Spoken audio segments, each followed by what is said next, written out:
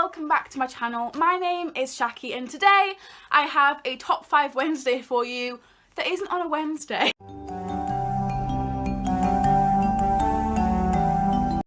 So I saw G Swizz do this on her channel over at G Swizzle, and I will link the original video in which I got my inspiration from down in the description box below so you can go and check her out. This is originally a top 5 Wednesday video, so I will also link their Goodreads page down below so you can join the club if you want to start doing top 5 Wednesdays, but unfortunately this ain't a Wednesday and therefore ain't a top 5 Wednesday. I'm just going to be telling you 5 books that I would recommend or give to my younger self to read before I really got into reading. I loved this idea so much and I thought it was so original, something that I haven't seen before here on BookTube, and I really wanted to do it, and I apologise that it isn't a top 5 Wednesday. So without further ado, here are the 5 books I would give to my younger self to read. So the first book is a book that I actually read really recently. I'd say my 14 to 16-year-old self, because I feel like I was starting to recognise who John Green was. I saw The Fault in Our Stars, I read The Fault in Our Stars, and I thought that this would be a nice add-on to that. But unfortunately,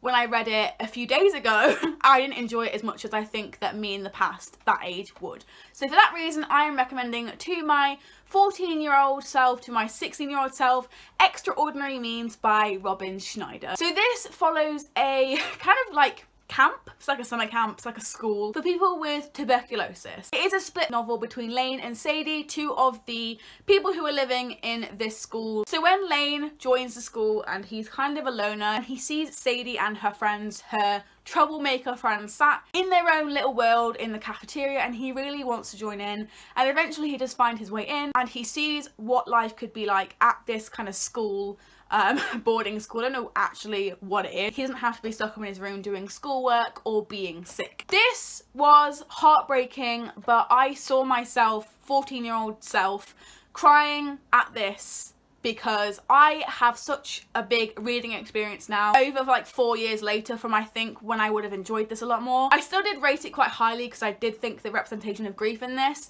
was really good, which I don't think my 14-year-old self would have appreciated because I hadn't had that much grief in my life, but now I have. So I think I would have enjoyed it for different reasons, but I think I would have enjoyed it ultimately more than I did a few days ago. The next book is also a recent find of mine, and I'm going to recommend this to my 15-year-old self. I actually received this in the mail today, and that is Gossip Girl. I'm not sure who this is by. Cecily von, God, that's a horrible name to say, Zygsgar, I think. It's probably wrong, but I don't care. Most of you know Gossip Girl. This is the book of that TV show, and this came out beforehand, and I think there's like 13 books. I would have recommended this specifically to my 15-year-old self, although I am getting around to reading them now, because 15 was the time where one of my ex-girlfriends introduced me into the Gossip Girl world, and I'm still obsessed. I'm currently rewatching it for the 3rd time, and I didn't realise there were actual books of it until like the other day, so definitely would recommend this to my 15-year-old self to read it before I saw the TV show, but it doesn't matter now because I'm going to read it anyway. The next book I'm going to be recommending to my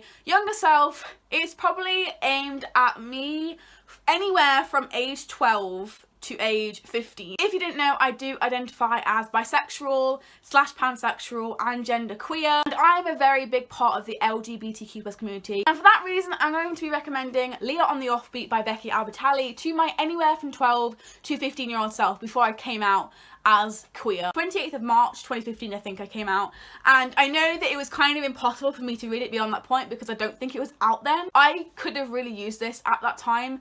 It was a really hard questioning time for me, and this book in particular made me feel all the things that 12-year-old, 13-year-old, 14-year-old, 15-year-old felt before coming out. I thought it was really wrong of me to like someone that was of my same sex as me, and also the male sex, what I'm supposed to be attracted to by, you know, hegemonic ideas and stuff. So I thought that was a bit wrong, but I could have really used this and read this and thought, hey, I'm not so bad. Leah's awesome. Well, she's a bit difficult, but Leah's awesome, and so am I for liking girls. The 4th book I'm going to recommend to a younger self is probably the same age range as Leah on the Offbeat would be, so anywhere between 12 and I'm going to say 16 for this one, and that is It Only Happens in the Movies by Holly Bourne. This is about Audrey, who's very critical of, you know, romance films. She loves films, but she's very critical of romance films, and she decides to write her essay, her project for school or college, I think it's school, about how fucked up romance films are when you think about it, and how, you know, they don't portray romance in a true way. One of the reasons why I could have really used this as a teen is because I was in a very manipulative,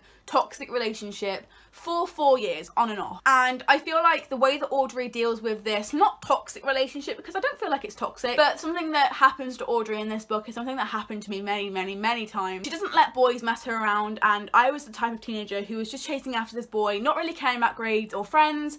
I just wanted to be this guy's girlfriend. That's all I wanted to do. I could have really used Audrey's wisdom at that time, and I really wish that this was around for me to read then, so I could just sack him off and be like, I am better than chasing you around. And the last book that is on my kind of books for my younger self list is something that I don't think will come as a surprise to some people if you know me really well, and that is City of Bones by Cassandra Clare and the whole Mortal Instruments series. So this book is the first book in the Mortal Instruments series, and I only really read this, I think it was either this year or last year. I can't actually remember. I think it might have been this year. And I'm only really starting to get hold of the balls of the Mortal Instruments series when people have been loving this series since it came out. So for that reason, I'm going to be recommending this to my 13-14-year-old self, because I feel like I could have really got on this bandwagon, and now me reading it at this age, I'm a bit too late. There were the 5 books that I would recommend to my younger self. As I said, I did just pinch this from G-Swizz, who pinched it from a Top 5 Wednesday topic. This isn't Wednesday, I'm doing this just because I thought it was really creative. I would love to see some other people do this as well. Not just at the Top 5 Wednesday, if you want to post it on a Wednesday, that's up to you. But just as a whole thing of, I really would like to know what you read as a child and what you would recommend to yourself. Thank you so much for watching this video. If you liked it, please give a massive thumbs up and hit that subscribe button. I make videos on this channel for BookTube every single Tuesday. Again, I will leave G-Swizz and the Top 5 Wednesday Goodreads page down below in the description box so you can go and check them out. Thank you so much for watching, and I will see you next week for another video. Thank you so much for watching, guys. Bye! You've got a face for a smile, you know. A shame you're wasted when you're breaking me slowly. But I've got a world of chances.